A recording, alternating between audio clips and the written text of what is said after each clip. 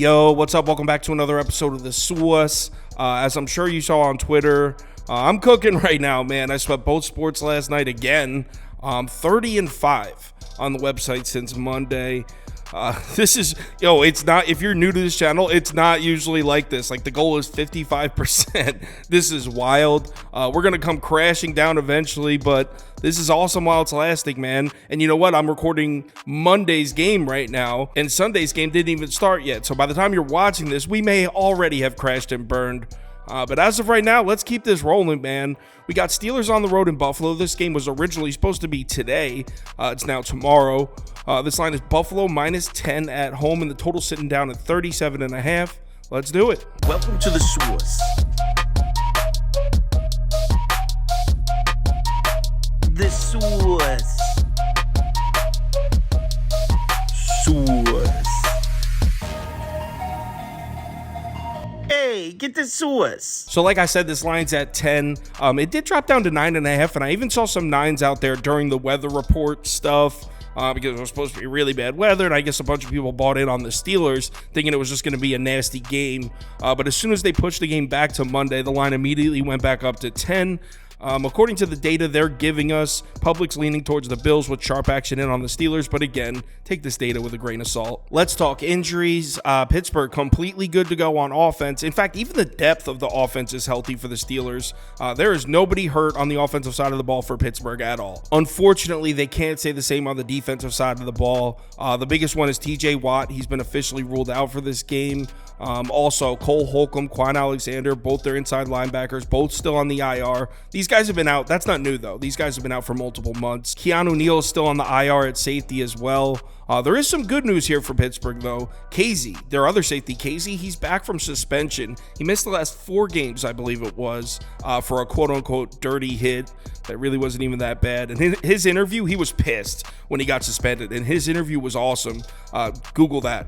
Casey interview about the hit. It's good. So Pittsburgh will be getting him back at safety, which is huge because he's having himself a pretty good season. On the Buffalo side, Bills offense is completely healthy with the exception of Gabe Davis. He's been officially ruled out with a knee injury. On the defensive side of the ball, Buffalo obviously still missing Tre'Davious White and Matt Milano. I mean, those guys have been out for a while and they're out for this season.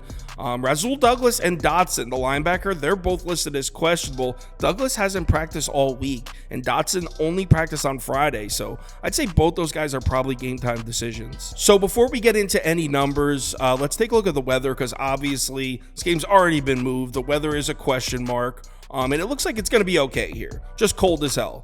Temperatures in the mid-teens, 8 to 12 mile-an-hour winds. So it's going to be cold and windy. It's shitty weather, but it's not crazy enough to just dramatically alter the game like we thought it might be. And by the way, it's not the Buffalo Bills that decide to push the game back. I mean, I saw a bunch of people implying that the Bills pushed this game back because they didn't want to play the Steelers in weather where Josh Allen couldn't throw the ball. It's not the Bill. It's not like Josh Allen was looking out the window like, nah, guys, we're pushing it back. Like, it's like the governor's office in New York. Like, it comes down from the government, whether or not they think it's safe for thousands of people to gather in a venue and able to get in and out. It's not like Josh Allen or Doug McDermott making that call. That was just wild that people thought that. So let's match these two teams up on the field. We'll start with the Steelers offense.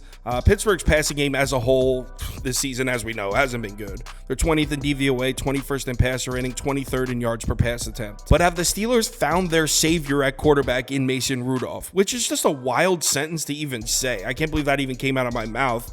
But you know what? Last 3 games with Mason Rudolph at quarterback, a 117 average passer rating, 9th in EPA per dropback, 4th in EPA per play, 11th in success rate. I mean, the passing attack's been good compared to the first 14 games of the Steelers season without Mason Rudolph, 26th, 26th, 25th, a 79.9 average passer rating. During that 3-week span, the last 3 weeks of the season, Mason Rudolph, amongst 35 qualified quarterbacks, is 1st in yards per pass attempt, 4th in passer rating, 2nd in completion percentage.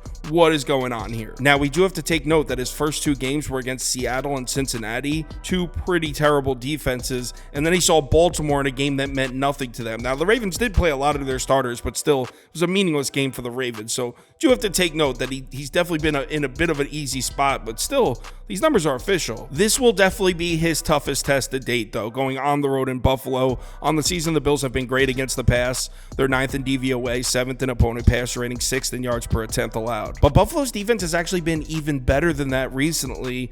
When they had those injuries, when Tre'Davious White went down, Matt Milano went down, they went down around the same time.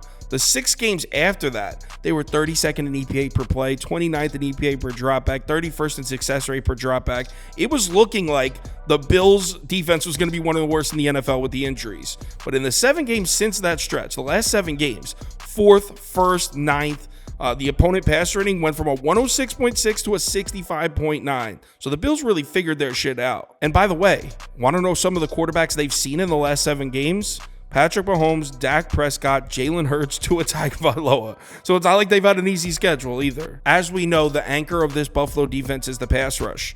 On the season, they're 9th in pressure rate, 10th in QB hit rate, 4th in adjusted sack rate. So as good as Mason Rudolph's been, and let's give him some credit, he's played well. I don't know if it's realistic to expect Mason Rudolph to go on the road here against this Buffalo defense and throw the ball. I don't think that's realistic. What about the run game, though? We know this Steelers team is capable of running the ball. On the season, they're 12th in DVOA, 19th in yards per carry, 10th in adjusted line yards. We do have to point out that the rushing efficiency numbers for the Steelers have definitely dropped off a little bit recently, though. They had a 5-game stretch where that run game just came to life with Warren. Najee Harris seemed to get it going, too. There was a 5-game stretch where they were averaging over 165 rush yards per game, 5.29 yards per carry. But the 5 games since then, in the last 5 games of the year, just 3.75 yards per carry. Now, they did finish the season with 4 yards per carry and 4.4. So the last 2 games, it was starting to come back a little bit, but not nearly where they were at earlier in the season. The good news for the Steelers, though, stopping the run has been the weakness of this Bills defense for most of this season. On the year, the Bills are just 17th in run defense DVOA, 28th in yards per carry allowed, 5th in adjusted line yards. And I mentioned how the Bills pass defense went through this huge 180 turnaround. It's not really the case with the run defense. I mean, in the last 6 games, the Bills are allowing 110.8 rush yards per game on 4.72 yards per carry. Now, I do want to point out that Daquan Jones is back at defensive tackle for Buffalo. He got hurt on October 1st. He missed 3 full months. So he is back, and he's a great run stopper. He was part of the Bills defense that had one of the best run defenses in the league last year. But the thing is, he was back last week as well, and the Dolphins were able to run on Buffalo last week. Situational stats on this side of the ball. I guess the edge goes to the Bills defense, 19th on third down, 17th in the red zone. Steelers offense, 22nd, 27th. Now let's flip it over to the other side of the ball. We'll talk about the Steelers defense. Their numbers against the pass on the year are pretty good. They're 6th in DVOA, 10th in opponent passer rating, 21st in yards per pass attempt allowed. But the thing is, we all know the heart and soul of this Steelers defense is the pass rush. On the season, they're 8th in pressure rate, 10th in QB hurry rate, 10th in adjusted sack rate. And with TJ Watt out for this game, I mean, do you remember what the Steelers looked like in the games without TJ Watt last year? Since 2020, the Steelers are 1-9 without TJ Watt on the field, allowing 26.6 points per game and 388.1 yards per game. With TJ Watt on the field, they're 39-17-1, allowing just 19.5 points per game and 325.9 yards per game. So yeah, this dude makes a difference. He's the reigning defensive player of the year for a reason. And one of those games that they played without TJ Watt was a trip to Buffalo where the Bills beat them 38-3 with an unholy 552 yards of offense. So we've seen this movie before. It doesn't end well for Pittsburgh. And if we pull up Josh Allen's splits when pressured, the picture gets even clearer here. Josh Allen, when pressured this year, 21st, 15th, and 28th. When given a clean pocket, 10th, 1st, and 12th. So it's just hard to picture a scenario where the Steelers defense is able to go into Buffalo and shut Josh Allen down. I just don't see it. And speaking of Josh Allen and the Bills passing offense, he had a hell of a bounce back game against Miami last week after really playing poorly at home against the Patriots the week before that. You can see the splits here against the Dolphins. 359 yards, 2 touchdowns, 2 picks, a 101.6 passer rating. The week before that against the Patriots, he was awful. But to be honest, I'm not too concerned with Josh Allen's numbers in the Dolphins game. What has me a little bit concerned here was the lack of a run game, because we know since Brady took over at offensive coordinator for the Bills, they want to run the ball. I mean, it's been night and day difference. The Bills have been trying to run the ball since Brady took over as offensive coordinator. The running back room of Cook, Fournette, and Johnson were held to a combined 21 carries for just 61 yards on the ground, just 2.9 yards per carry. In fact, Josh Allen was the only one finding success running the ball. He had 15 carries for 67 yards himself. So is Pittsburgh going to be able to stop the Bills on the ground? Tough to say here. Their numbers on the season are pretty good. They're 9th in DVOA, just 21st in yards per carry allowed, 18th in adjusted line yards. But if you look at the splits here, they didn't really finish the season on a great note. In the last 4 weeks, they are allowing 106 rushing yards per game on 4.71 yards per carry. In the 4 weeks before that, just 3.41 yards per carry. So the Steelers' run defense not exactly coming into the playoffs with momentum. And like I mentioned, since Joe Brady took over as offensive coordinator, the Bills have turned into a run-first offense. And I mean, they've got some of the best rushing numbers in the NFL on this season. They're 8th in yards per carry, 7th in rushing yards per game, 3rd in adjusted line yards, and 7th in DVOA. And they've been particularly good running the ball at home. On the road, they're just 13th in yards per game, 20th in yards per carry. At home, 5th and 8th. Situational stats on this side of the ball. Edge definitely goes to the Buffalo Bills offense on third downs. They're first. Steelers defense back at 21st. Really no edge in the red zone. The Bills offense, very good in the red zone, but so is the Steelers defense. As far as my bets in this game, well, this one's kind of frustrating because I feel like if we're just handicapping these two teams, right, with the current injuries to the Steelers, then Buffalo is way more than 10 points better than Pittsburgh. I don't think anyone would even disagree with that. In my opinion, the only way the Bills don't cover the 10 is if they mess it up themselves, if they give it away, if they make mistakes. And the thing is, we've seen the Bills make mistakes. We've seen Josh Allen make mistakes. I mean, in fact, Josh Allen's kind of been mistake prone for a lot of this season. So really, this is why it's a little frustrating, this game. I feel like instead of handicapping two football teams, we're really betting on whether or not we think Josh Allen's going to make mistakes. It's that simple. And me personally, I'm going to put my money on no. I think Josh Allen plays a good game, and I think they do cover the 10. So give me Buffalo minus 10. As far as a total, I think I'd lean over.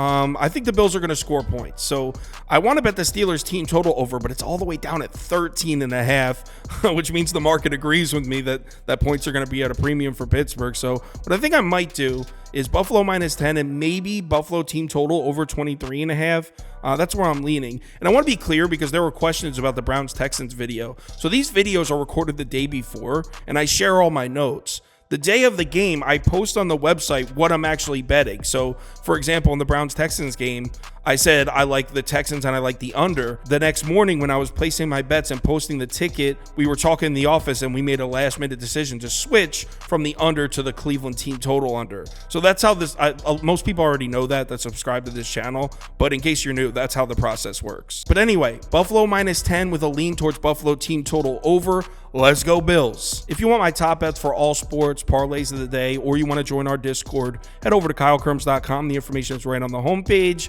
Let's continue this great week. Hopefully by the time you're watching this, we will have covered Green Bay +7. We'll see. Remember to bet responsibly, and I'll talk to you in Discord.